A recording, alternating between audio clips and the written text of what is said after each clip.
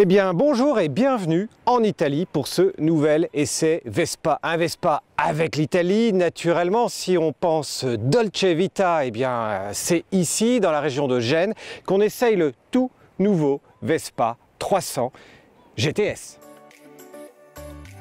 Est-ce qu'on a encore besoin de présenter ce GTS 300? Eh bien non, le GTS est en fait le Vespa depuis 1955 et le GTS depuis 2003 s'est vendu à plus de 430 000 exemplaires. Donc vous en avez vu beaucoup obligatoirement, y compris des 125 et surtout d'ailleurs le 125 et notamment en Italie où on le voit partout. Pour arriver maintenant à faire la différence entre les 125 et le 300, eh bien objectivement il n'y en a pas aucune. Mais il raconte n'importe quoi, c'est un 300 ou un 125.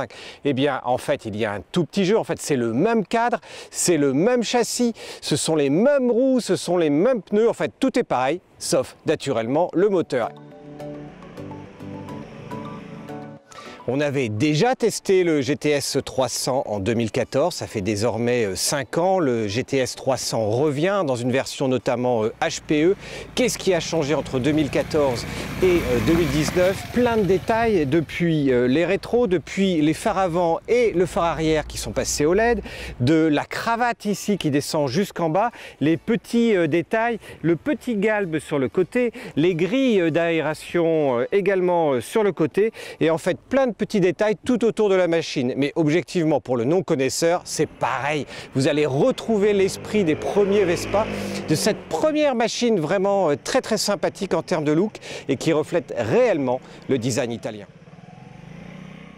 Alors le GTS 300 est décliné en 5 versions, pas une de moins. Le GTS Super, le Super Sport, le Touring, le Tech.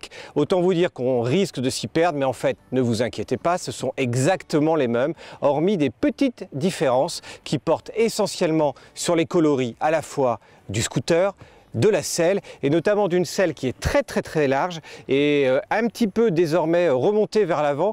Remonter vers l'avant c'est bien, en fait pour le pilote ou le conducteur, eh bien en fait la position est beaucoup plus stable, on est bien plus assis, on a moins tendance à glisser. Par contre pour le passager avec une selle beaucoup plus large, ben, le passager ou la passagère a les jambes très écarté, d'autant plus que ce qui se rétracte ici est très pratique, donc on peut mettre les pieds bien en avant, ça c'est bien pour le passager, ça l'est beaucoup moins pour le conducteur parce que quand il s'arrête, et bien en fait ces petits repose-pieds lui tombent pile poil dans les mollets, donc oui, en fait on est obligé de dire au passager de prendre le réflexe d'enlever ses pieds quasiment à chaque fois qu'on s'arrête. Ça c'est le petit défaut. Par contre le confort de la selle, on a fait quand même pas mal de kilomètres aujourd'hui, est vraiment exceptionnel pour le conducteur. On est très loin de certains modèles japonais où la moindre bosse, le moindre trou, on vous le renvoie directement dans la colonne vertébrale. Ici, on est vraiment confort sur celui-là. Et franchement, on a été sur des petites routes avec des petits virolos et des routes complètement défoncées dans l'arrière-pays du côté de Gênes et de la ville de Savona. Et le confort, il est nickel, y compris pour la passagère. Encore une fois, juste avec ce fait que la selle est assez large. Maintenant, la poignée passager a été rehaussée par rapport au précédent modèle, donc ça c'est un petit peu plus. La passagère qui l'a testé, notre Géraldine d'aujourd'hui, plus précisément Sandrine dans l'équipe, nous a plutôt dit que ça mériterait encore d'être un peu remonté. Le GTS 300 version 2019 a quand même évolué, notamment en termes d'électronique. On trouve ici une jonction possible avec votre smartphone pour remonter toutes les informations. L'écran qui était un petit peu old school en 2014, ici passé en digital. Donc on a un compteur très précis avec un bar graphe qui marque une consommation qui n'est pas trop importante. Mais en attendant le réservoir, en 5 ans, il a perdu 2 litres. Là, on n'a plus qu'un réservoir de 7 litres avec une consommation annoncée comme avant aux environs des 4 litres au 100, ce qui fait qu'on risque d'avoir une petite conso inférieure avec ce moteur, mais malgré tout une autonomie qui va rester sensiblement identique aux environs des 200 km.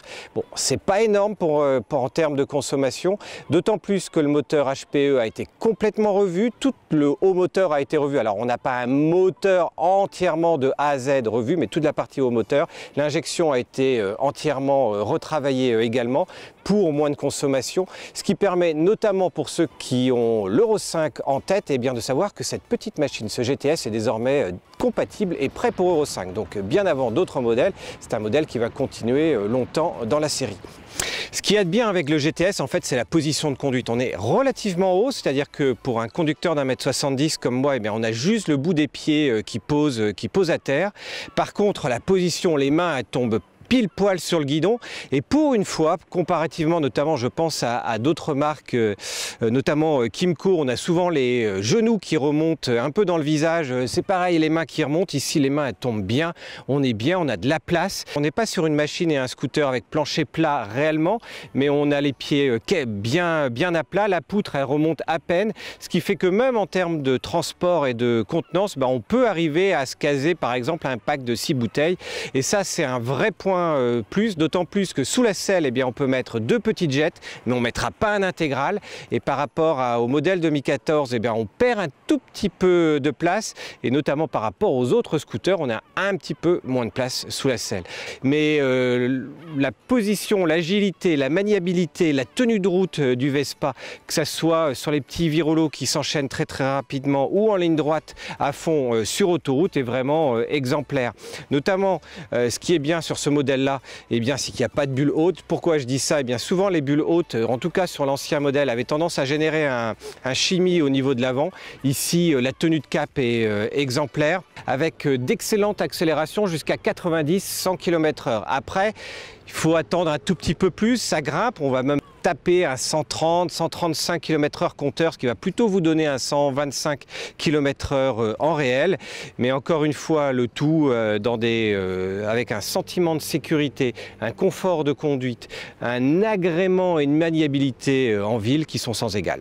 Ce qu'il y a de bien, et c'est presque la cerise sur le gâteau, c'est que ce 300 a gagné 2 chevaux. On est quasiment à 24 chevaux. En fait, par rapport à l'ancienne version du GTS 300, eh bien, on a 12% de puissance en plus, et surtout 18% de couple en plus. Et c'est surtout le couple, et notamment sur tout ce qui est urbain, voire périurbain, avec un petit peu d'accélération, qui en font une machine encore plus agréable au quotidien. Et bien voilà, vous avez vécu avec nous cet essai du GTS HPE 300 en Italie. C'est vraiment une machine très sympathique. Déjà pour le look, vous achetez Vespa, vous achetez une histoire, vous achetez l'histoire italienne avec un look qui n'a pas d'équivalent, hormis des pâles copies éventuelles que l'on retrouve essentiellement en 125, mais jamais en 300 cm3. Le moteur a vraiment gagné, il est vraiment plus sympa. Ce que l'on peut noter, c'est qu'il y a vraiment eu un travail pour que la puissance arrive doucement. Alors c'était très rigolo quand les équipes de Piaggio nous présentaient, c'était le plus puissant moteur jamais créé pour Vespa en 300 cm3. Oui, ok, ça reste 23,8 chevaux, on va pas non plus déballer la cavalerie, mais c'est ce que je préfère en termes de machine. En fait, les 125 sont souvent à la traîne, et aller payer 10-12 000 euros pour un 530 ou un 550 sur le marché est pour moi juste une aberration. Pour une utilisation vraiment où on peut partir en week-end, partir loin, on est encore aux limites légales, donc vous pouvez toujours perdre votre permis, mais au moins pas sur autoroute. Et bien cette machine-là est vraiment sympathique. Le petit point faible, eh bien, c'est que depuis 2014, eh bien, ce modèle a quand même pris pas loin de 500 euros. C'était assez top de voir un 300 cm3 en 2014 vendu juste sous la barre des 5 000 euros à 4 840 euros. Aujourd'hui, on est à pas loin de 5 500 euros, 5 499 euros pour être précis. Ça reste beaucoup moins cher que la concurrence. Ici, on est environ 500 euros moins cher que les équivalents 300 cm3 à la fois chez Honda et chez Yamaha. Qu'est-ce qu'on a en plus ici? Eh bien, tout simplement l'art de vivre italien, une machine qui est vraiment sympathique, plutôt plus confortable. Le point faible maintenant, il y en a, notamment par rapport à la concurrence, eh bien c'est la contenance sous la selle. Là, il ne faut pas hésiter avec le Vespa GTS à opter pour un top case aux couleurs des machines. Il y a plus de 11 couleurs et plus de 11 coloris en fonction des différents modèles qui vous permettront de choisir plutôt un peu vintage avec une selle un petit peu marron, un vieux vert très clair, pastel, du bleu, du rouge, du noir, du gris, du blanc, enfin bref, un certain nombre de couleurs. Et la finition est particulièrement réussie. Et puis l'un des gros points essentiels de ce type de machine, eh bien que c'est une machine en acier, contrairement au plastique qui se casse facilement à la concurrence. Donc c'est une des raisons qui justifie un petit peu ce prix. Encore une fois, 500 € moins cher que les 300 cm3 chez les Japonais et un petit peu plus cher que les autres modèles concurrents. Donc on vous invite à retrouver toutes les informations sur cet essai sur le site où il y a encore plus d'informations, on vous donnera encore un petit peu plus de détails et puis on vous invite à retrouver en 2019 et pour les années à venir tous les essais de scooters et de motos et notamment les millésimes 2019.